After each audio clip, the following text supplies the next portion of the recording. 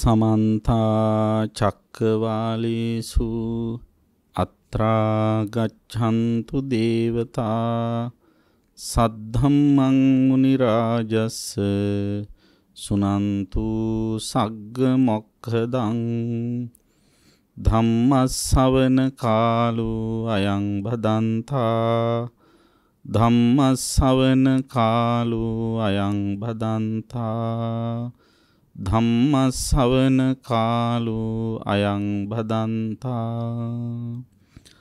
नमो तस्स भगवतो अरहतो सम्मा सम्बुद्धस्स नमो तस्स भगवतो अरहतो सम्मा सम्बुद्धस्स नमो तस्स भगवतो अरहतो सम्मा सम्बुद्धस्स यावकी वंचाहं भिक्खवे इमे संपञ्चन्नं उपादानस्कन्धानं एवं अस्सादञ्च अस्सादतो आदीनवञ्च आदीनवतो निस्सरणञ्च निस्सरणतो यथा भूतं न अभ्यन्यासिं नेवतावाहं भिक्खवे सदेवके लोके समारके सब्रह्मके सस्समन ब्राह्मणियापजाय सदेव मनुस्साय अनुत्तरं सम्मा सम्बुद्धिं अभिसम्बुद्धोति पच्चඤ්ඤාසින්ති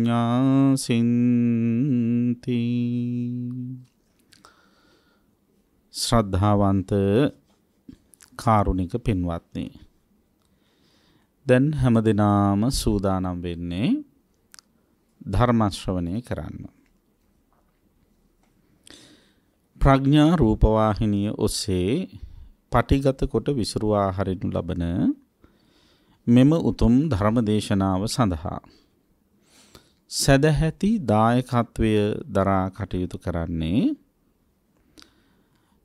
මීට වසර 29කට පෙර පරලෝසපත් වූ ගුණරත්න සමූහ ව්‍යාපාරයේ නිර්මාතෘ වූ E.M. ගුණරත්න මැතිතුමා සහ මීට වසර 4කට පෙර පරලෝසපත් වූ ලීලාවතී ලියනාරච්චි මැතිණියට පින් අනුමෝදන් කිරීම පිණිස පේරාදෙණිය උඩ ඊරියගම ප්‍රගති මාවත අංක 57 A2 දරණ නිවසෙහි පදිංචි දියණිය වන චන්ද්‍රානි ඊරියගම සහ බෑණනුවන් වන ඉන්ද්‍රනාත් ඊරියගම සහ මිනිබිරියන් දෙදෙනා වන හිරුනි ඊරියගම දිලිනි ඊරියගම යන පින්නතුන් ඒකරාශී වෙලා දෙමාපියන් වෙනුවෙන් කෘතකන දැක්වීම පිණිස මෙම උතුම් ධර්ම දානමය පින්කම සිදු කරනු ලබන අතර මෙම දෙමාපියන්ගේ උදාර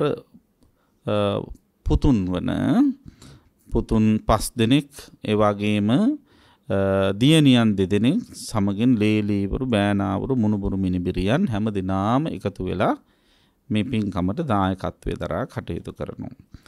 පරලෝසපත් දෙමාපියන් ප්‍රධාන ඊරියගම පරම්පරාවේ ඇතුළු වර්ග පරම්පරාවල සියලුම මියගිය ඥාතීන්ට මෙම උතුම් කුසලානිසංසය අනුමෝදන් වෙලා ඒ ඇතන්ගේ භව ගමන සැපවත් වෙලා ඉක්මන් භවයකදීම සියලු සාංසාරික දුක්ඛයන්ගෙන් විනිර්මුක්ත වූ උතුම් නිවන් සුව සාක්ෂාත් කර ගැනීමට වාසනාව උදා වේවා කියලා ප්‍රාර්ථනා කරනවා.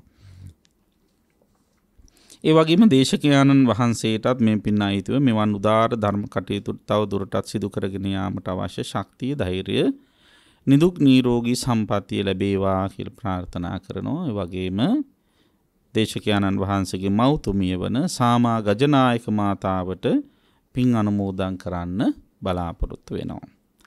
සුජීවත්ව සිටින දායකත්වයේ ලබා දුන් සෑම දිනාට සහ පවුලේ ඥාති හිත මිත්‍රාදීන් ඇතුළු සියලු දිනාටම තම තමන් කලාක්ෂේ මේ උතුම් පුණ්‍ය කුසල අනුමෝදන් වීමෙන් නිදුක් නිරෝගී සුවපත් භාවයේ චිරජීවනයේ සැලසේවා.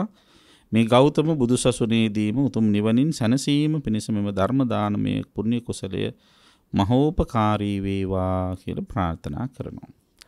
දායකත්වයේ දරා කටයුතු කරන පින්වත් චන්ද්‍රානි ඊරේගම මහත්මණියගේ, ඉන්ද්‍රනාත් ඊරේගම මහත්මයාගේ, හිරුනි ඊරේගම, දිලිනි ඊරේගම කියන දියණිවරුන්ගේ සිතැඟි සිතුම් පැතුම් ප්‍රාර්ථනා බලාපොරොත්තු සියල්ල එලෙසින්ම ඉෂ්ට වේවා කියලා අපි බොහෝම කරුණාවෙන් ප්‍රාර්ථනා කර සිටිනවා.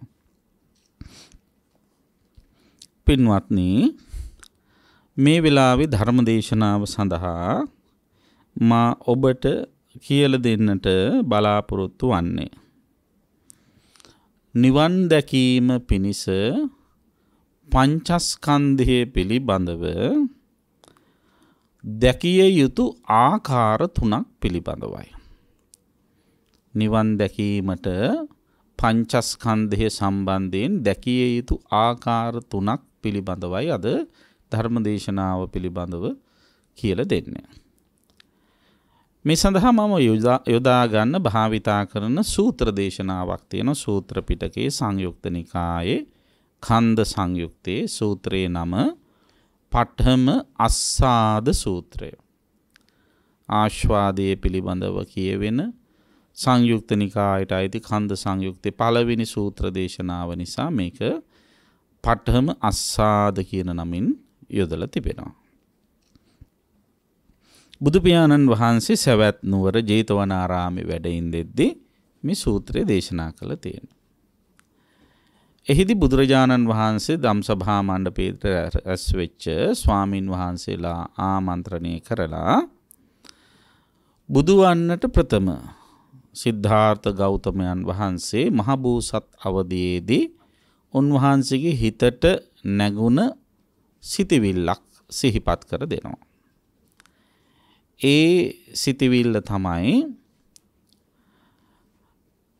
පංච උපාදානස්කන්ධය පිළිබඳව ආස්වාදයක් විදිහටත් ආදීනවය විදිහටත් නිස්සරණය විදිහටත් දකින්නේ නැති තාක්කල් බුදු වෙන්න බෑ. ඒ වගේම ඒ සත්‍ය අවබෝධ කරගන්න බෑ. එහෙම ඒ නොදැක්ක කාල සීමාව තුළ කවදාවත් දෙවි මිනිසුන් සහිත ලෝක සත්වයා හමුවේ බෝසතාණන් වහන්සේ තමන් බුදු වුණා කියලා කොහේදිවත් කියලා නැහැ. මෙන්න මේ කතාව බුදුරජාණන් වහන්සේ මතක් කරනවා. යාව කීවංචාහං භික්ඛවේ ඉමේසං පංචන්නානං උපාදානස්කන්ධානං. මේ මහණෙනි යම් තාක් කාලයක් මේ පංච උපාදානස්කන්ධයන්ගේ ඒවං අස්සාදංච අස්සාදතෝ ආස්වාදයක් ලෙසටත් ආදීනවංච ආදීනවතෝ ආදීනවයක් ලෙසටත් නිස්සරණංච නිස්සරණතෝ නිස්සරණය ලෙසටත් යථා භූතං න අබ්බඤ්ඤාසින් තත් වූ පරිද්දෙන් දැනගත්තේ නැද්ද? නේවතාවාහම් භික්ඛවේ දැනගත්තේ නැති කාල සීමාවේදී දැනගන්නා තුරාවට සදේවකේ ලෝකේ සමාරකේ සබ්‍රහ්මකේ දෙවියන් සහිත මාරයන් සහිත බ්‍රහ්මයන් සහිත සමන බ්‍රාහ්මණයන් සහිත දෙවි මිනිසුන් සහිත මේ ලෝකයෙහි කාටවත් අනුත්තරං සම්මා සම්බෝධින් අபிසම්බුද්ධෝති මම සම්මා සම්බුද්ධත්වයට පත් වුණා කියලා පච්චාඤ්ඤාසි ප්‍රකාශ කරලා කියලා තිබෙන්නේ නැහැ. ප්‍රකාශ කරේ නැහැ. ඒක තමයි මෙහිදී අදහස් කරන්නේ. එතකොට බුදු වීම සඳහා දැනගත යුතු කාරණා 3ක් මෙහිදී අවධාරණය කරනවා. දැන් මේ කාරණා 3 දැනගත්තට පස්සේ බුදු වුණා කියලා බුදුරජාණන් වහන්සේ ප්‍රකාශ කළා තියෙනවා. එහෙනම් බුදු වෙන්න අවශ්‍ය කරන කාරණා අපි දැනගන්න ඕන. දැන් බුදු වෙනවා කියලා කිව්වහම කෙනෙක් එක සැරේටම කල්පනා කරයි මේ සිද්ධාර්ථ මහබෝසතාණන් වහන්සේ වෙසක් පුර පසළොස්වක පෝය දවසේදී විජයශ්‍රී ජයශ්‍රී මහ බෝධීන් වහන්සේ ළඟදී ලබාගත ඒ උතුම් සම්මා සම්බුද්ධත්වය ගැනද මේ කියන්නේ කියලා. ඒකත් ඇතුළත්. හැබැයි ඒක ගැනමම නෙවෙයි. නිවන් දකින්න පුළුවන් ක්‍රමවේද 3ක් තියෙනවා. ඒ කියන්නේ චතුරාර්ය සත්‍ය ධර්මය අවබෝධ කරගන්න පුළුවන් ක්‍රමවේද 3ක්. ඒ ක්‍රමවේද 3ටනේ තුන්තරා බෝධිය කියන්නේ. මොකද තුන්තරා බෝධිය? අරහන්ත බෝධිය, පච්චේක සම්බෝධිය සහ සම්මා සම්බෝධිය. එතකොට අරහන්ත බුද්ධ, පච්චේක බුද්ධ සහ සම්මා සම්බුද්ධ කියලා ඔන්න බුදුවරු වර්ග 3ක් ඉන්නවා. අරහන්ත බුද්ධ කියන්නේ රහතන් වහන්සේලාට. පච්චේක බුද්ධ කියන්නේ පසේ බුදුරජාණන් වහන්සේලාට. සම්මා සම්බුද්ධ කියන්නේ සම්මා සම්බුදුරජාණන් වහන්සේලාට. ඒ කියන්නේ රහත් වෙලත් චතුරාර්ය සත්‍ය අවබෝධ කරගෙන නිවන් දකින්න පුළුවන්. පසේ බුදු වෙලත් චතුරාර්ය සත්‍ය අවබෝධ කරගෙන නිවන් දකින්න පුළුවන්. සම්මා සම්බුදු වෙලත් චතුරාර්ය සත්‍ය අවබෝධ කරගෙන නිවන් දකින්න පුළුවන්. හැබැයි අවබෝධයේ වෙනසක් තියෙනවා. අවබෝධයේ වෙනසක් තියෙනවා. රහතන් වහන්සේට තියෙන අවබෝධයට වැඩිය ඉහළ අවබෝධයක් චතුරාර්ය සත්‍ය පිළිබඳව පසේ බුදුරජාණන් වහන්සේට තියෙනවා. පසේ බුදුරජාණන් වහන්සේට තියෙන අවබෝධයට වැඩිය පරිපූර්ණ වූ සම්පූර්ණ වූ අවබෝධයක් සම්මා සම්බුදුරජාණන් වහන්සේට තියෙනවා. සම්මා සම්බුදුරජාණන් වහන්සේට චතුරාර්ය සත්‍ය ධර්මය අවබෝධ කරගන්න පරෝපදේශ අවශ්‍ය වෙන්නේ නැහැ. ඒ කියන්නේ ගුරු උපදේශ අවශ්‍ය වෙන්නේ නැහැ. උන්වහන්සේ චතුරාර්ය සත්‍ය අවබෝධ කරගන්නේ තමන් වහන්සේ විසින්මයි.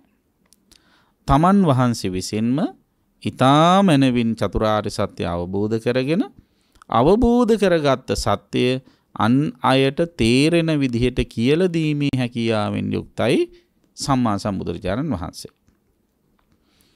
එතකොට පසේ බුදුරජාණන් වහන්සේ පරෝපකාර සහිතව, කියන්නේ අනුන්ගේ උපකාරයක් නැතිව, පරෝපකාර රහිතව, අනුන්ගේ උපකාර උදව් නැතුව, ගුරු උපදේශ නැතුව තමන් වහන්සේ විසින්ම චතුරාර්ය සත්‍ය අවබෝධ කරගන්නවා. හැබැයි විශේෂයක් තියෙනවා. මොකද විශේෂය? විශේෂය තමයි අන් අයට නිවන් මඟ හෙළිපෙහෙළි කරවීම සඳහා අවශ්‍ය මඟ පෙන්වීම කරන්න තරම් හැකියාවක් නැහැ. ඒ පැත්තට උන්වහන්සේ අවධානය යොමු කරලා නැහැ. හිත දියුණු කරලා නැහැ. දැන් එහෙම ඕන තරම් අය ඉන්නෝනේ. දැන් අපේ සමාජේ උනත් ගොඩක් ඉගෙන ගන්නවා. ඉගෙනගත උගත් අය ඉන්නවා. ඩබල් PhD එහෙම තියෙන මහා ප්‍රඥයෝ ඉන්නවා. හැබැයි Taman දන්න විශේෂ ශාස්ත්‍රය හරියට කියලා දෙන්නේ දන්නේ නැති. අනිත් අයට තේරෙන්න කියලා දෙන්න දන්නේ නැති අය කොච්චර ඉන්නවද? මොකද මේ පැත්තට භාවිතයක් නැහැ. පුහුණුවක් නැති කම නිසා. ඒක අපි හරියට තේරුම් ගන්න ඕන. එතකොට දැන් පසේ බුදුරජාණන් වහන්සේ බණ සම්පූර්ණයෙන්ම කියන්නේ නැත්තේ නෙවෙයි. උන්වහන්සේ බණ කියනවා. හැබැයි ඒ බණ උපකාර වෙන්නේ සත්වයන්ගේ මෙලොව පරලොව දෙලොව යහපත සඳහා විතරයි. නිවන පිණිස නෙවෙයි. ඒ කියන්නේ මෙලොව සුව පරලොව සුව කියලා කියන්නේ ලෝකෙට අයිති සුව දෙකක්නේ. ඒ කියන්නේ ලෞකික සැපනේ. ලෞකික සැප වර්ධනය කරගන්න අවශ්‍ය වෙන විදිහට පවෙන් වලකින්න, පින් කරන්න ආදී වශයෙන් ඒවාට නැඹුරු කරන්න පුළුවන්. හැබැයි ලෝකෝත්තර සෝය වන නිවන් සෝයට අවශ්‍ය කරන මඟ පෙන්වන්න චතුරාර්ය සත්‍ය ධර්මයේ පිළිබඳව, ත්‍රිලක්ෂණයේ පිළිබඳව, පංච උපාදානස්කන්ධය පිළිබඳව, පටිච්චසමුපාදය පිළිබඳව, අන්න ඒ වගේ ගම්භීර ධර්මකාරණා පිළිබඳව දේශනා කරන්න හැකියාවක් නැහැ. ඒ පැත්තට නැඹුරු වෙලා නැහැ. දැන් සාමාන්‍ය ලංකාවේ ධර්මදේශකයන්න් වහන්සේලා ගත්තොත් ඒත් එහෙම ඉන්නවනේ. සමහර හාමුදුරුවෝ බණ කියන්නේ මෙලොව සුව සාර්ථක හදාගන්න, ඒ වගේම පරලෝ ජීවිතේ මැරිලා ගිහිලා සුගතිගාමි වෙන්න, බ්‍රහ්ම ලෝකවල, දිව්‍ය ලෝකවල උපදින්න අවශ්‍ය වෙන විදිහට, ඒ විදිහට සැප විඳින්න අවශ්‍ය මාර්ගය කියලා දෙනවා. කොහොමද සාර්ථක යුග ජීවිතයක් ගත කරන්නේ? අම්මල තාත්තලට සලකන්නේ කොහොමද? ඔය වගේ කරුණු කාරණා කියලා දෙනවා. ඒ වගේම ඒ විදිහ පින්කම් කරාම දිව්‍ය ලෝකවල මොන පින්කම් කරලා දීපදෙන්නේ ආදී වශයෙන් එහෙම කියන හාමුදුරුවෝ ඉන්නවා. තව සමහර අය කියනවා ඒව සම්පූර්ණ මත හැරලා දාලා කෙලින්ම නිවන පිණිසම ධර්මයේ දේශනා කරන හාමුදුරුවෝ ඉන්නවා. ඒ හාමුදුරුවෝ වෙන බණ කියන්නේ නැහැ. පටිච්චසමුපාදය ගැනයි, පංච උපාදානස්කන්ධය ගැනයි, ත්‍රිලක්ෂණය ගැනයි, ඒ වගේ නිවනම ඉලක්ක කරගෙන බණ කියන අය ඉන්නවා.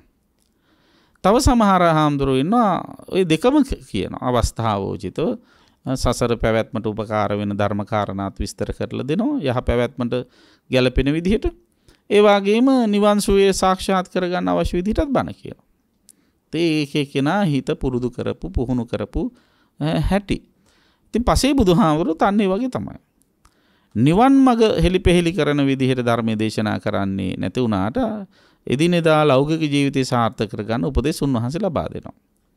ඊළඟට අරහන්ත බුද්ධ කියලා කියන්නේ රහතන් වහන්සේට. රහතන් වහන්සේට තනියෙන් නිවන් දකින්න බෑ. චතුරාර්ය සත්‍ය අවබෝධ කරගන්න බෑ. හැබැයි ගුරු උපදේශ ඇතිව චතුරාර්ය සත්‍ය අවබෝධ කරගෙන අනිත් අයට හොඳට තේරෙන විදිහට කියලා දෙන්න හැකියාව උන්වහන්සේට තියෙනවා. ඉතින් ඒක තමයි මේ බුදු පසේ බුදු මහරහතන් වහන්සේලා අතර තියෙන වෙනස. ඉතින් කෙසේ වෙතත් උන්වහන්සේලා ඔක්කොම අවබෝධ කරගන්නවා මොකද්ද? චතුරාර්ය සත්‍ය ධර්මය. ඒතර මෙන්න මේ චතුරාර්ය සත්‍ය ධර්මය අවබෝධ කරගත්තා කියන අදහසින් බුද්ධ කියන වචනේ පාවිච්චි කරනවා.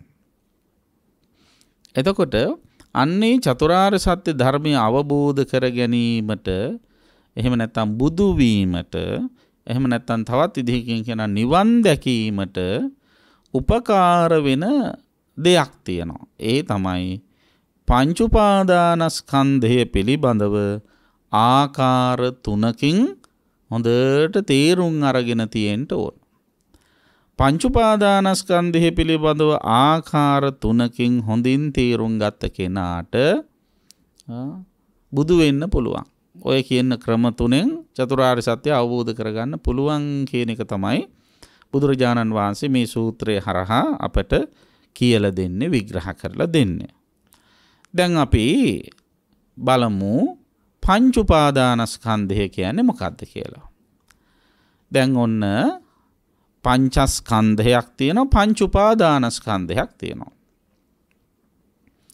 පංචස්කන්ධය කියන්නේ මොකද්ද? පංච කියන්නේ පහට, ස්කන්ධ කියන්නේ ගොඩවල්, රස කියන එකට. ගොඩවල් පහක් තියෙනවා. සත්වයේ පුද්ගලයෙක් හැටියට හඳුන්වනු ලබන ගොඩවල් පහක් තියෙනවා. මොනවද මේ ගොඩවල් පහ? ඒවට අපි කියනවා රූප, වේදනා, සංඥා, සංඛාර, විඥාන කියලා. මෙන්න මේ කියන ගොඩවල් පහට කවුරු හරි කෙනෙක් චන්දරාගයෙන් බැඳිලා තණ්හා උපාදාන ඇති කර ගන්නව නම් අන්න ඒ තණ්හා උපාදානයෙන් බැඳුණු පංචස්කන්ධයට කියන්නේ පංච උපාදානස්කන්ධය කියලා. තණ්හා උපාදානයන්ගෙන් බැඳුණු අර ගොඩවල් පහට කියන්නේ පංච උපාදානස්කන්ධය කියලා. එතකොට ඒවා රූපෝපාදානස්කන්ධය, වේදනාඋපාදානස්කන්ධය, සංඤ්ඤූපාදානස්කන්ධය, සංඛාරූපාදානස්කන්ධය සහ විඥානූපාදානස්කන්ධය කියලා සඳහන් කරනවා. එතකොට පංචස්කන්ධය කෙරෙහි තණ්හා උපාදානයෙන් බැඳිච්ච අයට කියන පුහුදුන් අය කියන ප්‍රතග්ජනයෝ කියලා. පංචස්කන්ධය කෙරෙහි තණ්හා උපාදානයෙන් නොබැඳුන අයට කියනවා කවුරු කියලාද? රහතන් වහන්සේලා කියලා. එතකොට රහතන් වහන්සේලාට පංචස්කන්ධයක් තිබුණට පංච උපාදානස්කන්ධයක් නැහැ. ඒ කියන්නේ උන්වහන්සේලා රූපයක් තියෙනවා, උන්වහන්සේලාට වේදනාව දැනෙනවා, සංඥාවෙන් හඳුනා ගන්නවා, සංස්කාර විදියට සිතිවිලි පහළ වෙනවා, ඒ වාගේම විඥාණයෙන් සියල්ල දැන ගන්නවා. හැබැයි ඒ මුල් කරගෙන උන්වහන්සේලාට උපාදානයක් ඇති වෙන්නේ නැහැ. මොකද උපාදානයක් ඇති වෙන්නේ නැත්තේ උපාදානීය ධර්ම පිළිබඳව, උපාදානයේ ඇතිවන ධර්ම පිළිබඳව යථාභූතය උන්වහන්සේට පහළ වෙලා තියෙන නිසා. මොකද යථාභූතය ඇත්ත ඇති හැටියෙන් දැකීම. එතකොට උපාදානීය ධර්ම කියලා කියන්නේ මොකද? අර පංචස්කන්ධය. පංචස්කන්ධයේ උපාදානීය ධර්ම විදිහට, ඒ කියන්නේ තණ්හා උපාදානෙන් අල්ලාගෙන තියෙන මොකක් නිසාද?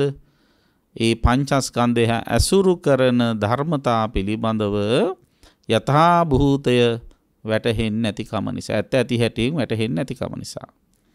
ඉතින් ඒ නිසා අන්න පංච උපාදානස්කන්ධය ඇති කරගෙන සත්වයා දුකටපත් වෙනවා. ඉතින් දුකෙන් නිදහස් වෙන්න නම් නිවන් දකින්න නම් බුදු වෙන්න නම් චතුරාර්ය සත්‍ය අවබෝධ කරගන්න නම් මොකද්ද කරන්න ඕන? පංචස්කන්ධය පිළිබඳව ආකාර 3කින් දකින්න ඕන. දැන් මොකද්ද පංචස්කන්ධය? රූප, වේදනා, සංඥා, සංඛාර, විඥාන. ඒතර දැන් රූප කියලා කියන්නේ ශීතෝෂ්ණාදිය නිසා විකෘති ස්වરૂපයට පත්වන්නා වූ ආහාර නිසා හටගත් සතර මහා ධාතුන්ගේ එකතුවෙන් යුක්ත මේ රූපය හෙවත් මේ කය කියලා අපි සරලව හිතමු. රූපය කියන්නේ මේ ශරීරය කියලා හිතන්න. ඊට පස්සේ ඒ ශරීරය ඇසුරු කරගෙන ක්‍රියාත්මක වෙනවා මොකද්ද? වේදනා. වේදනා කියලා කියන්නේ මොකද්ද? ඇහැ කන නාසය දිව මේ ශරීරයේ මනස කියලා මේ ශරීරයේ මුල් කරගෙන ඉන්ද්‍රයන් හයක් තියෙනවනේ. අන්නේ ඉන්ද්‍රයන්ට ගෝචර වෙන අරමුණු විඳින ස්වභාවය තමයි වේදනා කියන්නේ. ඊට පස්සේ සංඥා. සංඥා කියන්නේ මොකද්ද? මේ ඉන්ද්‍රයන්ට ගෝචර වෙන අරමුණු විඳිනවත් එක්කම ඒවා අඳුන ගන්න ස්වභාවය තමයි සංඥාව කියන්නේ. සංඛාර කියන්නේ එහෙම අඳුනා ගැනීම පදනම් කරගෙන ඒවා මුල් කර අරමුණු මුල් කරගෙන සිතිවිලි හට ගන්නවා. රූප මුල් කරගෙන සිතිවිලි හට ගන්නවා. ඒවට කියන රූප සංචේතන. ඊළඟට ශබ්ද මුල් කරගෙන සිතිවිලි හට ගන්නවා. ඒවට කියනවා ශබ්ද සංචේතන. ගන්ධ සුවඳ මුල් කරගෙන සිතිවිලි හට ගන්නවා. ගන්ධ සංචේතන. රස මුල් කරගෙන සිතිවිලි හට ගන්නවා. රස සංචේතන. ඊළඟට ස්පර්ශ මුල් කරගෙන සිතිවිලි හට ගන්නවා. පොට්ටබ්බ සංචේතන. සිතිවිලි මුල් කරගෙන තව සිතිවිලි හට ගන්න ධම්ම සංචේතන. අන්න විදිහට සංචේතනා කියන්නේ සංඛාර කියන්නේ ඒවට. එතකොට අන්න සංඛාර. ඊළඟට විඥාණය. විඥාණය කියලා කියන්නේ මොකද්ද? මේ සියල්ල අරමුණු දැනගන්නා ස්වභාවය. ඇහෙන් රූපයක් පෙනුනහම ඒක රූපයක් බව දැනගන්නේ චක්කු විඥාණයෙන්. ඒ චක්කු ඒ රූපය පෙනුනා කියලා පෙනෙනවා කියලා දැනගන්නෝ චක්කු විඥාණයෙන්. ඒ පෙනිච්ච රූපේ අඳුනගත්තාම අඳුනගත්තා කියලා දැනගන්න. ඒ සම්බන්ධයෙන් සිතවිල්ලක් ආමේ සිතවිල්ල ඇති වුණා කියලා දැනගන්නේ විඥාණය. දැන් සරලව ඊටාම සරලව මම මේ පංචස්කන්ධෙහි ක්‍රියාකාරීත්වය මතක් කළා. ඒතර මෙන්න මේ කියන රූප වේදනා සංඥා සංඛාර විඥාන කියන ගොඩවල් පහ පිළිබඳව කොහොමද දකින්න ඕන කියලා බුදුරජාණන් වහන්සේ අවධාරණය කරනවා නිවන් දකින්න ඕන කෙනෙක්. මොන ආකාරයටද මේ කාරණා පහ පිළිබඳව දකින්න ඕන? ආකාර 3කට දකින්න ඕන. මොකද ආකාර 3? ඒ තමයි ආස්වාදය දකින්න ඕන, ආදීනවය දකින්න ඕන, නිස්සරණය දකින්න ඕන. ඔන්න වචන 3 මතක තියාගන්න. ආස්වාදයයි, ආදීනවයයි, නිස්සරණයයි. කුමකද දකින්න? පංචස්කන්ධයේම. එතකොට කොහොමද එන්නේ? පංචස්කන්ධයේ පළවෙනි ස්කන්ධය තමයි රූපස්කන්ධය. එතකොට රූපයේ ආස්වාදයේ දකින්න ඕන, ආදීනවේ දකින්න ඕන, නිස්සරණය දකින්න ඕන. එච්චරද? නෑ. වේදනාවේ ආස්වාදයේ දකින්න ඕන, ආදීනවේ දකින්න ඕන, නිස්සරණය දකින්න. සංඥාවේ ආස්වාදයේ දකින්න ඕන, ආදීනවේ දකින්න ඕන, නිස්සරණය දකින්න ඕන. සංස්කාරවල ආස්වාදයේ දකින්න ඕන, ආදීනවේ දකින්න ඕන, නිස්සරණ දකින්න ඕන. විඥානයේ ආස්වාදයේ දකින්න ඕන, ආදීනවේ දකින්න ඕන, නිස්සරණය දකින්න. ඔන්න ඔය විදිහට පංචස්කන්ධයේම ආස්වාදයේ දකින්න ඕන, ආදීනවේ දකින්න ඕන, නිස්සරණය දකින්න ඕන. දැන් අපි බලමු මොකද්ද ආස්වාදය කියලා කියන්නේ. බුදුරජාණන් වහන්සේ සඳහන් කරනවා දැන් රූපේ ආස්වාදය. යං රූපං පටිච්ච uppajjati සුඛං සෝමනස්සං. යම් රූපයක් මුල් කරගෙන හට ගන්නව නම් සුවයක් සොම්නසක් සැපයක් හට ගන්නව නම් අන්න ඒක තමයි රූපේ ආස්වාදය. යම් රූපයක් මුල් කරගෙන සැපයක් සොම්නසක් හට ගන්නව නම් ඒක තමයි රූපයේ ආස්වාදය. එතකොට යං රූපං අනිච්චං දුක්ඛං විපරිණාම ධම්මං යම් රූපයක් අනිත්‍යද දුක්ඛද විපරිණාම ධම්ම වෙනස් වෙන සුළුයිද සරලව වෙනත් ක්‍රමයකට කිව්වා අනිත්‍යද දුක්ඛද අනාත්තද අන්න ඒ අනිත්‍ය දුක්ඛ අනාත්ත කියන ත්‍රිලක්ෂණයෙන් යුක්තකම තමයි රූපයේ මොකද්ද ආදීනවය. ඒතර රූපේ ආස්වාදයේ මොකද්ද? ආස්වාදයේ තමයි යම් රූපයක් මුල් කරගෙන සැපයක් සොම්නසක් ඇති වෙනවා නම් ඒක රූපේ ආස්වාදය. යම් රූපයක් අනිත්‍යයිද දුකයිද වෙනස් වෙන සුළුයිද ඒක තමයි රූපයේ ආදීනවය. ඊට පස්සේ තියෙන්නේ මොකද්ද? ඊට පස්සේ තියෙන්නේ නිස්සරණය. නිස්සරණය කියන්නේ මොකද? අතහැරීම. යෝ රූපස්මින් චන්දරාග විනයෝ චන්දරාග පහනං අන්න ඒ යම් රූපයක චන්දරාග විනයක් තියෙනවා චන්දරාගයේ ප්‍රහාණය වීමක් තියෙනවා නම් අන්න ඒක තමයි නිස්සරණය කියලා කියන්නේ. ඒතර කොහොමද රූපයේ චන්දරාගය ඇති වෙන්නේ? ඒකත් අපි තේරුම් ගන්න ඉපේ.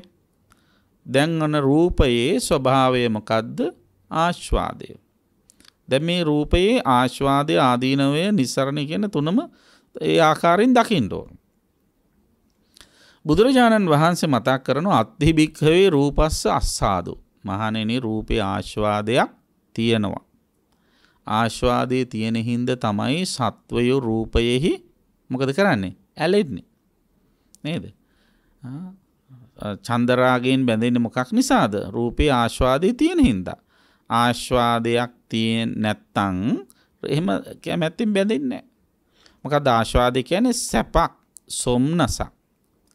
දැන් ඇහැට රූපයක් පේනකොට ඒ රූපයෙන් අපි සතුටු වෙන්නේ නැත්තම් ඒ රූපය තුළ අපිට සැපයක් දැනෙන්නේ නැත්තම් ඒ රූපය තුළ අපට සොම්නසක් දැනෙන්නේ නැත්තම් අපි ඒ රූපයේ චන්දරාගයෙන් බැඳෙයිද? නෑ. බලන්න සාමාන්‍ය හැට තරහකාරයෙක් වෙනුනොත් සොම්නසක් ඇති වෙනවද? සතුටක් ඇති වෙනවද? නෑ. තරහකාරී දැක්ක ගමන් ඒකනේ අහක බලා ගන්න. නේද? එතකොට කැමති එක්කෙනෙක් දැක්කොත් නොදැක්කොත් පෙරමග බලාගෙන ඉන්නව එනකන්. දැක්කහම ඇසිපියෙන් නොහෙලා බලාගෙන ඉන්නවා. නේද? කියන්නේ සාමාන්‍ය ඔබ ඇසිපිය නොහෙලා බලාගෙන හිටිය කියලා. අන්න ඒ වගේ එහෙම බලාගෙන ඉන්න මොකක් නිසාද? චන්දරාගය ඇති වෙච්ච නිසා. එතකොට චන්දරාගය ඇති උනේ ඇයි? අර රූපේ ආස්වාදයෙන් බැඳුණා. ඇයි ආස්වාදයෙන් බැඳුනේ? රූපේ නිසා යා සුඛ සොම්නස් ස්වභාවයට පත් වුණා. එතකොට යම් රූපයක් නිසා සුඛ සොම්නස් ස්වභාවයට පත් වෙන්න පුළුවන් නම් අන්න ඒක තමයි රූපේ තියෙන ආස්වාදය. එතකොට බුදුරජාණන් වහන්සේ සිහිපත් කරනවා මේ හැම රූපයකම ඒ වාගේ ආස්වාදනීය ස්වභාවයක් තියෙන පුළුවන්. එක එක්කෙනා දකින විදිහට. රූපේ ආස්වාදය තමයි මොකද්ද? සුව සොම්නස් ස්වභාවය. ඒතර සාමාන්‍ය සැපක් දැනුණාම සැපක් ඇති වුණාම අපි මොකද කරන්නේ? සැපක් ඇති වුණාම අපි කරන්නේ සැපේ ඇලෙනවා. නේද? ඒ ඇලීමට කියන්නේ තමයි චන්දරාගය කියන්නේ. නේද? සැපක් ඇලුණා. දැන් රූපය ආස්වාදනීය රූපයක් දැක්කහම ඒ රූපය ආයෙ දකින්න ආස හිතනවනේ. අනේකට තමයි පෝනෝ භවික තණ්හා. නැවත නැවත අර තණ්හාව පවත්ව ගන්න හිතෙනවා. බල ආස්වාදයේ ඇති වෙච්ච ආසාව ඇති වෙච්ච රූපය නැවත නැවත දකින්න ආසා කරනවා. ශබ්දයක් නම් ආස්වාදයේ ඇති වෙච්ච ඒ ශබ්දේ නැවත නැවත අහන්න අපි ආස කරනවා. ගන්ධ සුවඳක් නම් නැවත නැවත ඒක සුවඳ ආග්‍රහණය කරන්න බලනවා. රසක් නම් නැවත නැවත ඒ රස භුක්ති විඳින්න බලනවා. ස්පර්ශ නම් නැවත නැවත හැප්පෙනවා. ස්පර්ශයේ විඳීම සඳහා. සිතවිල්ලක් නම් ආස්වාද ජනක නැවත නැවත ඒකම හිතා ඉන්නවා. එහෙමනේ කරන්නේ. නේද? එතකොට ඔන්න අන්න ඒ විදිහට අපි එහෙම නැවත නැවත කරන්නේ මොකක් නිසාද? චන්දරාගයෙන් බැඳෙන නිසා. ඉතින් ආස්වාදය හමුවේ මොකද කරන්නේ? චන්දරාගයෙන් බැඳෙනවා. ගොඩක් අය ආදීනවය හමුවේ මොකද කරන්නේ? ගැටෙනවා. නේද? සැපේ ඇලෙනවා, දුකෙහි ගැටෙනවා.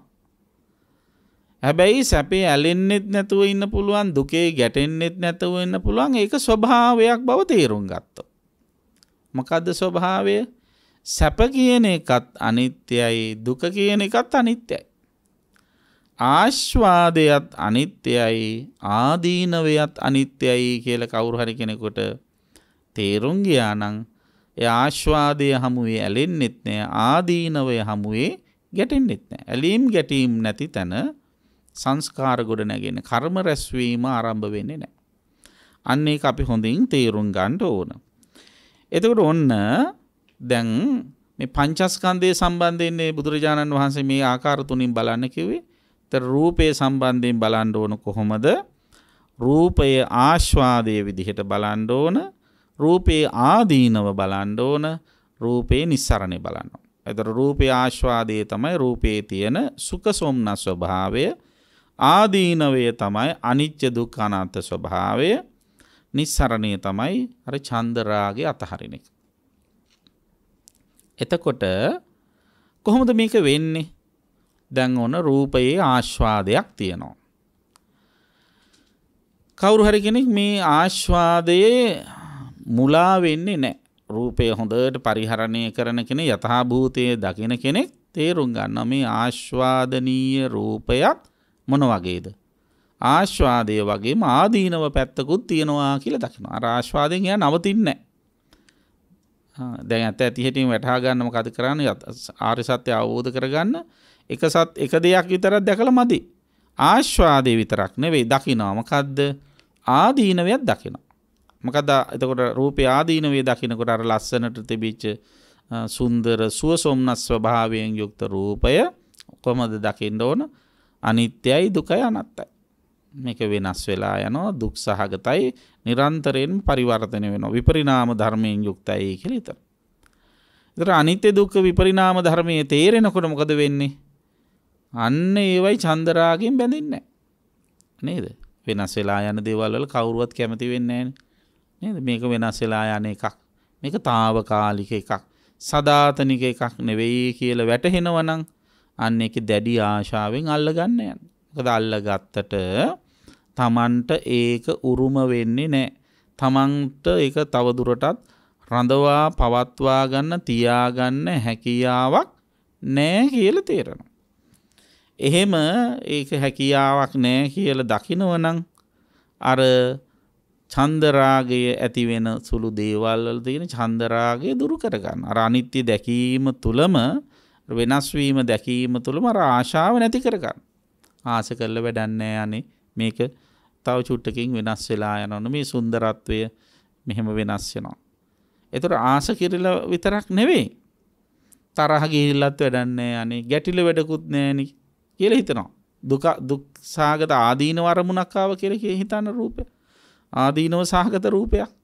කියන්නේ දකින්න අකමැති රූපයක් දැක්ක කියලා හිතන්න. අහන්න අකමැති ශබ්දයක් ඇහුව කියලා හිතන්න. ඊළඟට නහයට විඳින්න අකමැති ගඳක් දැනුණ කියලා හිතන්න. ඊළඟට දිවට විඳින්න අකමැති රසක් දැනුණ කියලා හිතන්න.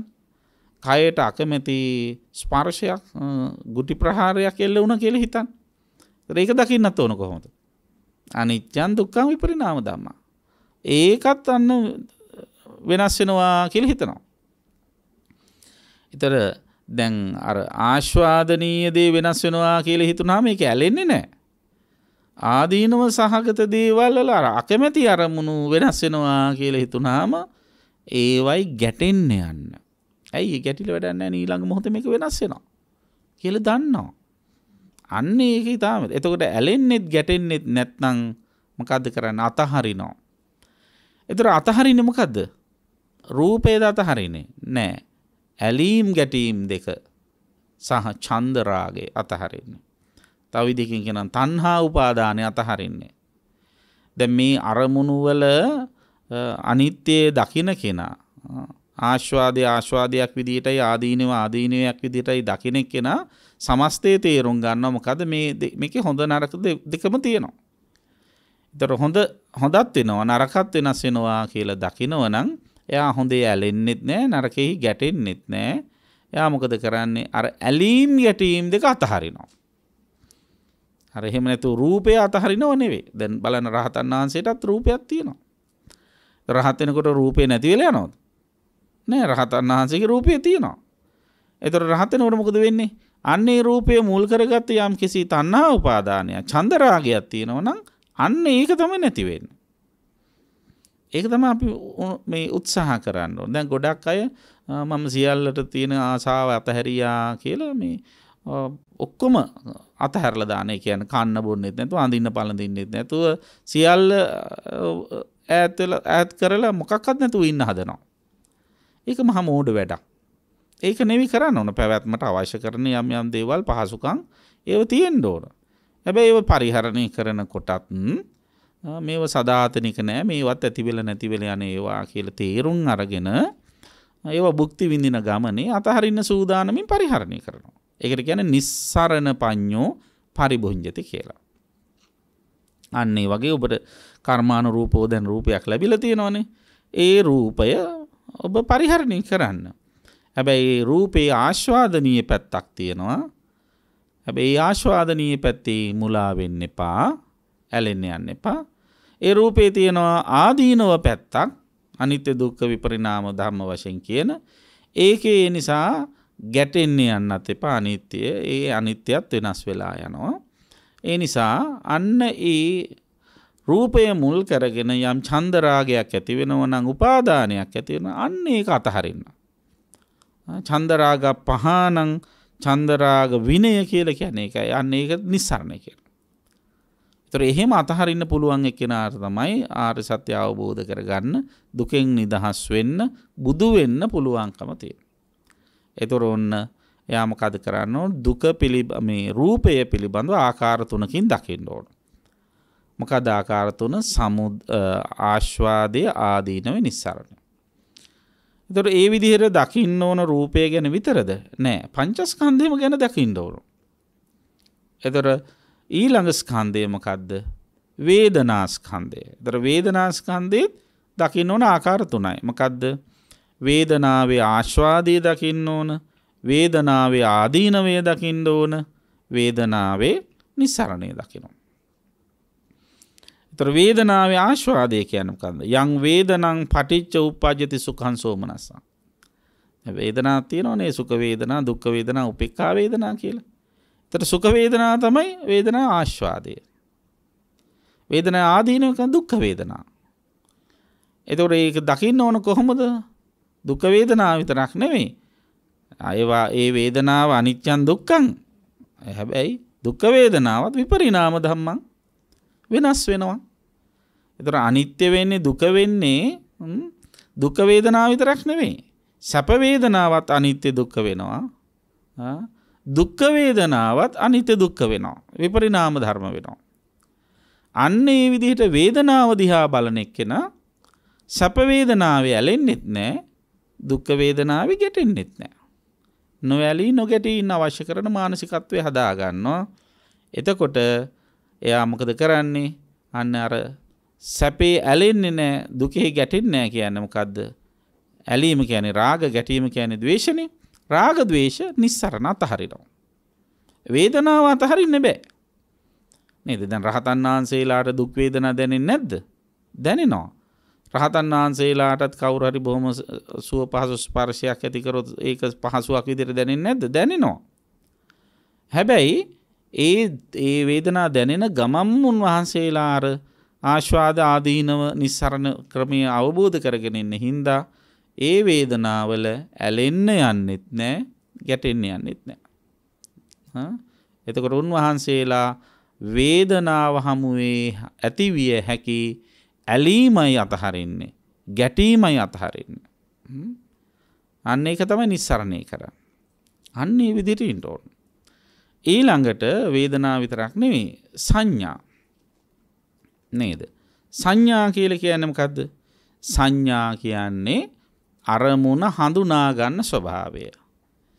දැන් ඇහැ, කන, නාසය, දිව, ශරීරයේ, මනස කියන ඉන්ද්‍රයන්ට ගෝචර වෙන රූප, ශබ්ද, ගන්ධ, රස, ස්පර්ශ ධර්ම කියලා අරමුණු ටිකක් තියෙනවනේ. අන්නේ අරමුණු රූපය රූපයක් විදිහට අඳුන ගන්න. ඒකට කියන්නේ රූප සංඥා. ශබ්දය අඳුන ගන්න එකට කියන්නේ ශබ්ද සංඥා. ගන්ධ සුවඳ අඳුන ගන්න එකට ගන්ධ සංඥා කියනවා. රසය හඳුන ගන්න එකට රස සංඥා කියනවා. ස්පර්ශ හඳුන ගන්න එකට පොට්ටබ්බ සංඥා කියනවා. සිතවිලි හඳුන ගන්න එකට ධම්ම සංඥා කියනවා. මෙන්න මේ සංඥාවලුත් දකින්න ඕන කොහොමද? ආස්වාදයයි ආදීනවයි නිස්සරණය. දැන් හොඳ අරමුණුත් එක්ක ඇති වෙන සංඥාවන් මොනවද? සුඛ සංඥා. එතකොට ඒක සුඛ සෝමනසයක් නේ ඇති වෙන හොඳ සංඥාවල් හොඳ හඳුනා ගැනීමක ඇති වෙන්නේ සුව සෝමනසක්. ඒතර නරක හඳුනා ගැනීමක ඇති වෙන්නේ මොකද්ද? දුක්ඛ දෝමනසයක්. ඒක තමයි ආදීනවය.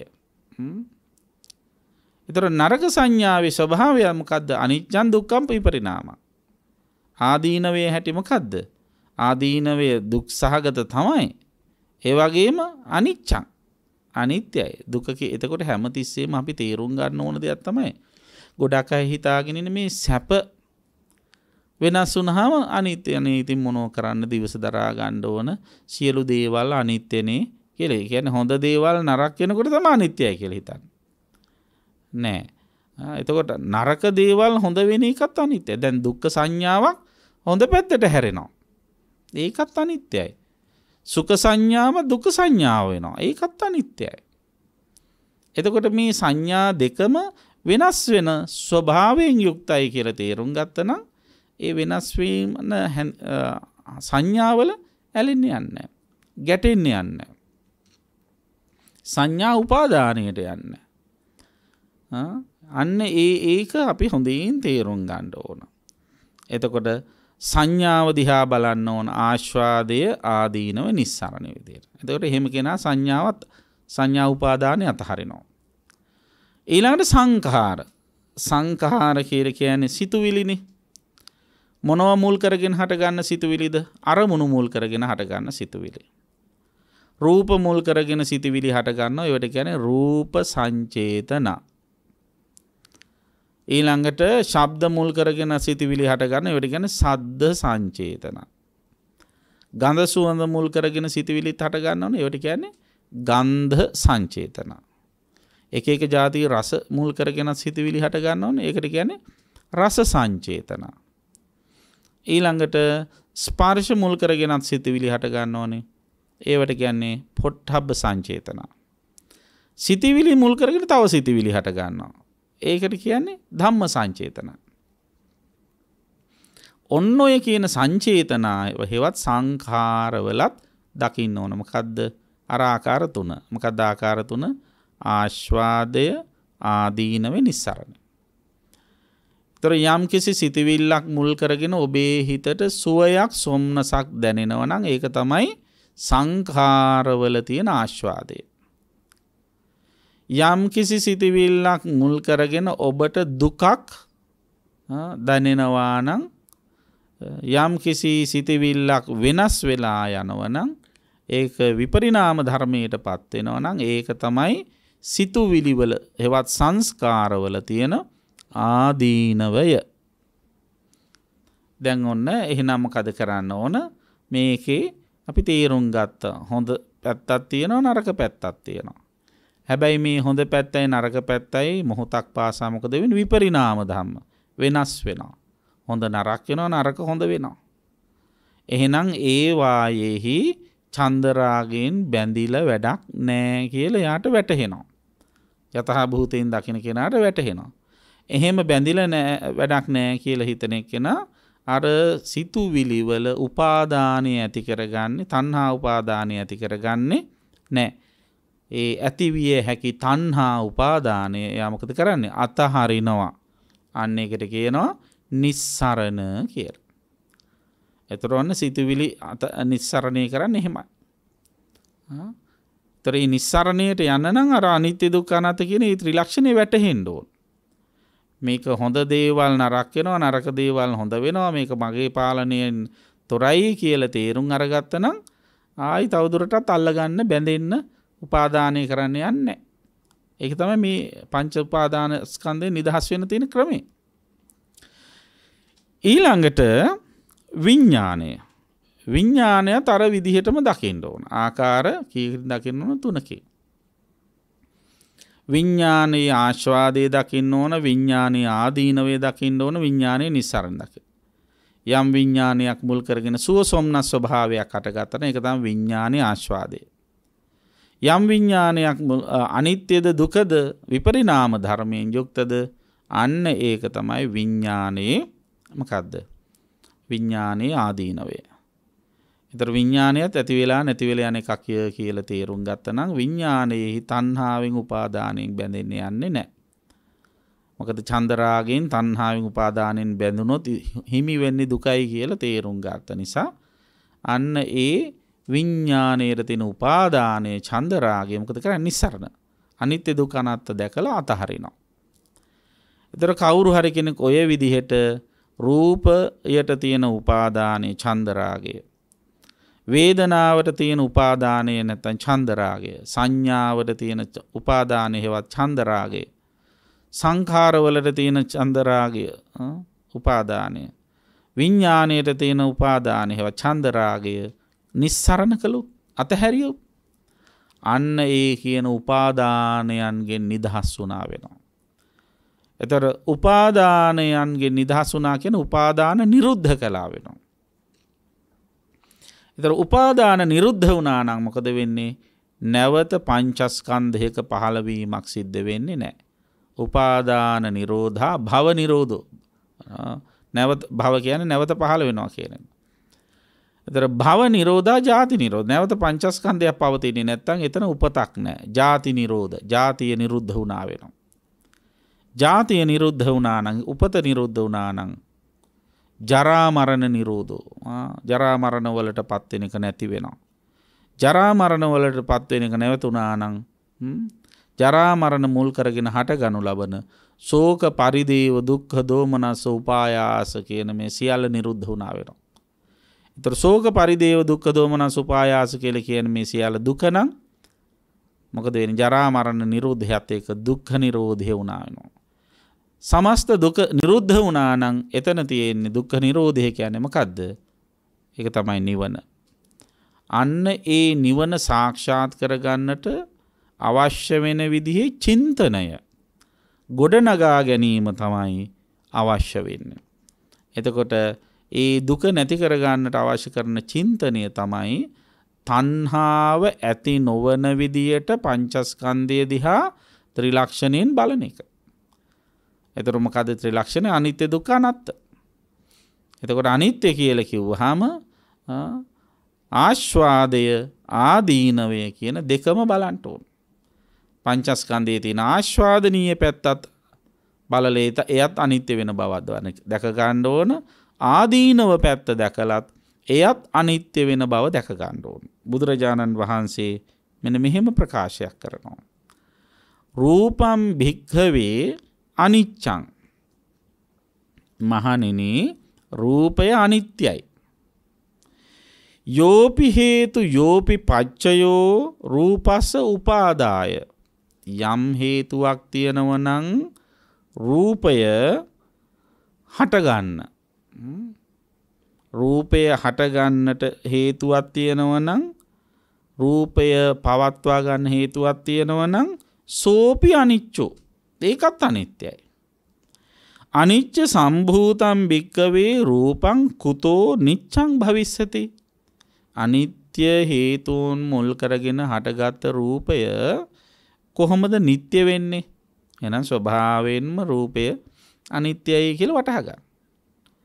එතකොට අන්න ඒ විදිහට රූපය අනිත්‍යයි කියලා වටහා ගත්තාම රූපය විතරක් නෙවෙයි වේදනා සංඥා සංකාර විඥාන කියන මේ සියල්ල අනිත්‍යයි කියලා වටහා ගැනීම නිවනට හේතු වෙනවා. එතකොට දැන් බලන්න රූපය අනිත්‍යයි කියලා හිතන්න කියලා කිව්වා. රූපය ඇති වෙන්නේ හේතුවත් අනිත්‍යයි කියලා හිතන්න කිව්වා. දැන් අපි දන්නවනේ ධර්මයේ දාන විදියට දැන් රූපය ගත්තාම රූපය ඇති වෙන්න හේතුව තමයි ආහාර සහ සතර මහා ධාතු. එතකොට ආහාර සහ සතර මහා ධාතු කියලා කියන්නේ මොන වගේ ඒවාද? අනිත්‍ය ඒවා. ඇති වෙලා නැති වෙලා යන ඒවා. එතකොට අනිත්‍ය වූ ආහාරයකින් අනිත්‍ය වූ සතර මහා ධාතුන්ගෙන් නිර්මාණය වෙච්ච රූපය නිට්ටය නොවේ නිට්ටය වෙලා තියෙද? නෑ. ඒකත් අනිත්‍යම තමයි. ඒතර වේදනාව වේදනාව නිකම්ම හටගන්නේ නැහැ. වේදනා සමුදය වෙන්නේ මොකක් නිසාද? වේදනාව හටගන්නේ ස්පර්ශය මුල් කරගෙන. පස්සපච්චය වේදනා. ඒතර වේදනාව අනිත්‍ය වගේම වේදනාව ඇති වෙන්නට හේතු ස්පර්ශයත් අනිත්‍යයි. ඒතර අනිත්‍ය වූ ස්පර්ශයකින් අනිත්‍ය වූ හේතුවකින් හටගත් වේදනාව අනිත්‍ය වෙන එක අහන්න දෙයක් නෙවෙයි. සංඥාව හටගන්නේ හේතුවන් නිසා. මොකද සංඥාව හටගන්න හේතුව ඒ ස්පර්ශයමයි. ඒතර ඒ ස්පර්ශය මොන වගේද? අනිත්‍යයි. ඒතර අනිත්‍ය වූ ස්පර්ශයකින් හටගනු ලබන සංඥාව එයද අනිත්‍යයි. ඒතර සංඛාර සිතුවිලි හටගන්නත් මුල් වෙන්නේ ස්පර්ශයෙන් තමයි. පස්සපච්චය වේදනා, පස්සපච්චය සංඥා, පස්සපච්චය චේතනා. සංඛාර. එතකොට ඒවත් අනිත්‍යයි. ඒතර අනිත්‍ය වූ ස්පර්ශයකින් හටගනු ලබන සිතුවිලිද අනිත්‍යයි.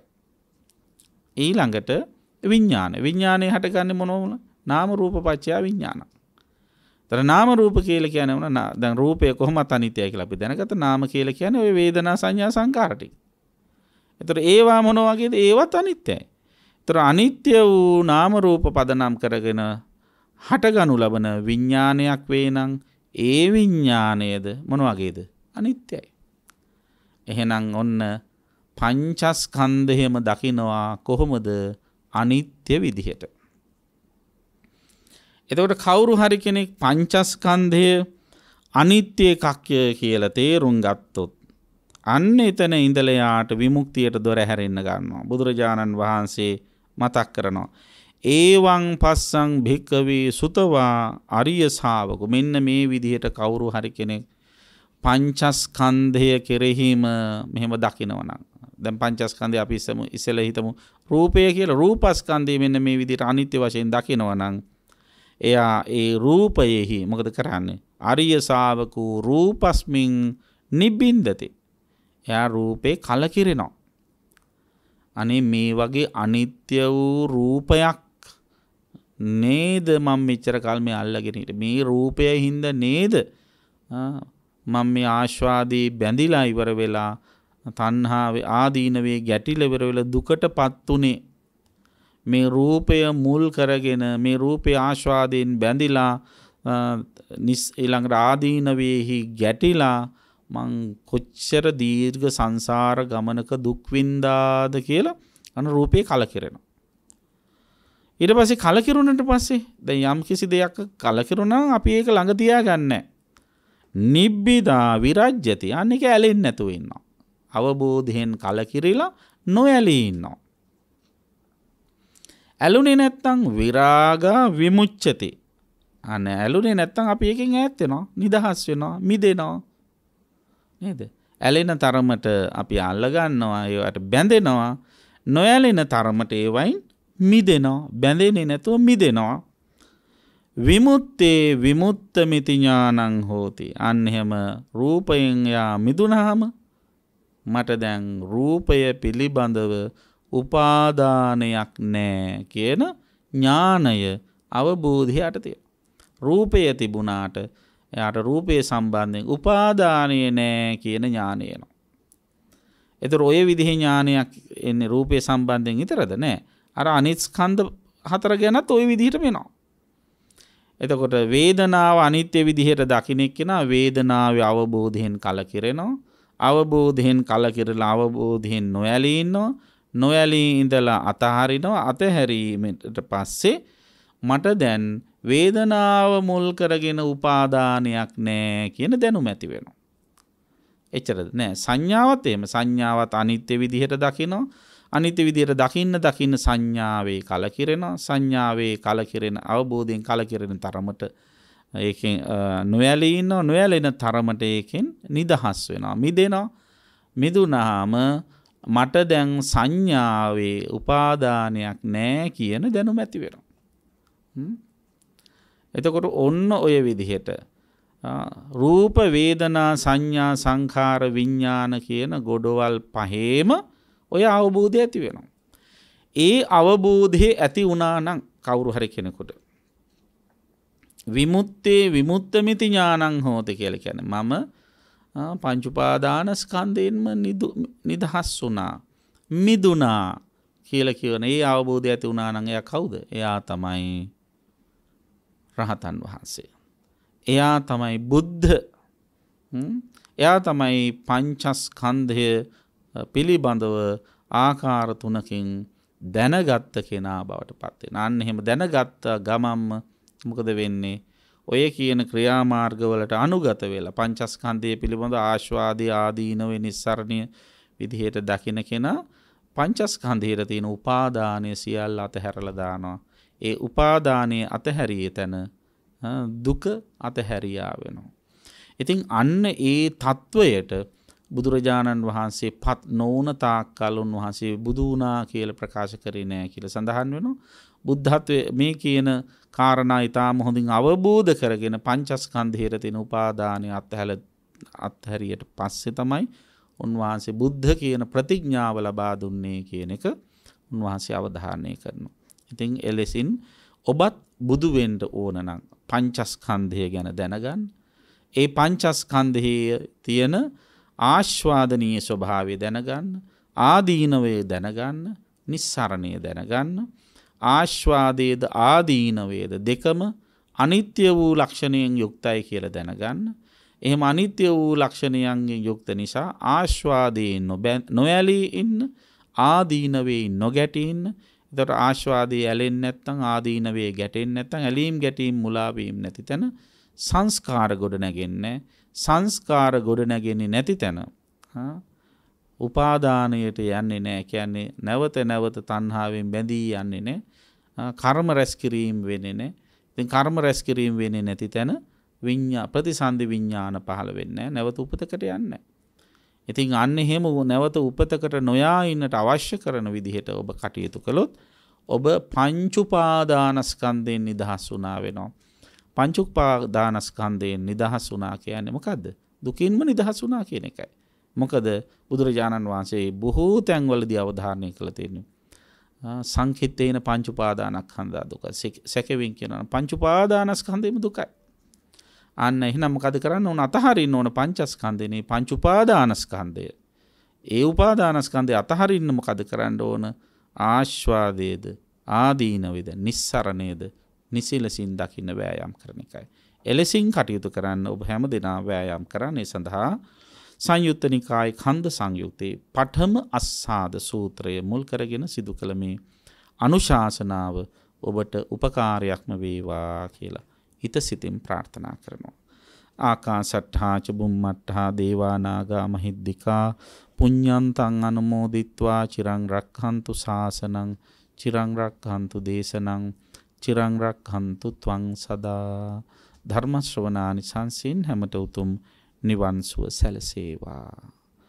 පින්වත්නි, අද මේ උතුම් ධර්ම දේශනාවේ දායකත්වයේ දරා කටයුතු කළේ පේරාදෙණිය උඩ ඊරියගම ප්‍රගති මාවත අංක 57A2 දරණ නිවසේ පදිංචි චන්ද්‍රානි ඊරියගම මහත්මනිය බෑනනුවන් වන ඉන්ද්‍රනාත් ඊරියගම මහත්මයා මිනිබිරියන් දෙදෙනා හිරුනි ඊරියගම දිලිනි ඊරියගම කියන පින්නතුන් විශේෂයෙන්ම මීට වසර 29කට කලින් පරලෝසපත් ගුණරත්න සමූහ ව්‍යාපාරේ නිර්මාතෘ ඒ.එම්. ගුණරත්න මහත්මයාට වසර 4කට කලින් පරලෝසපත් ලීලාවතී ලියනාරච්චි මෙතනියට පින් අනුමෝදන් කිරීමේ බලාපොරොත්තු වෙන බොහෝ දිනාට ධර්මයේ ශ්‍රවණය කරන්න අවකාශ සලසා දීම තුළ පහළ කරගත් උතුම් කුසල් බලෙන් ඒ පරලෝසපත් දෙමාපියන් වහන්සේ ඇතුළු ඒ ඊරියගම පවුලේ මියගිය සියලු ඥාතීහු සුවපත් වෙත්වා. ප්‍රේක්ෂක පින්වත් ඔබ හැම දිනාගෙම ඥාතීහුද අපේ දයාබර මෑණියන් වහන්සේද සුවපත් වෙත්වා, මා නිවනින් සැනසෙත්වා කියලා සාදු කියලා පින් දෙමු. ලෝකියත් සම්බුද්ධ ශාසනයත් සුරකින්න සියලු දෙවියෝ පින් අනුමෝදන් වෙත්වා. දායකත්වයේ දරන ඊරියගම පවුලේ පින්නතුන්ට සහෝදර සහෝදරියන්ට හැම දිනාටම දෙවියන්ගේ ආශිර්වාද හිමි කරත්වා කියලා සාදු කියලා දෙවියන්ටත් පින් දෙමු. මේ උතුම් කුසල් බලෙන් හැමත නිදුක් නිරෝගී සුව වේවා, මෙලව සුව වේවා, පරලොව සුව වේවා. හැකිතරම් ඉක්මනින් උතුම් අමා මහ නිවන් සුවත් සැලසේවා කියලා සාදු කියලා ප්‍රාර්ථනා කරමු. හැම දිනාටම තෙරුවන් සරණයි. ද්වේෂක්ඛයෝ නිබ්බානං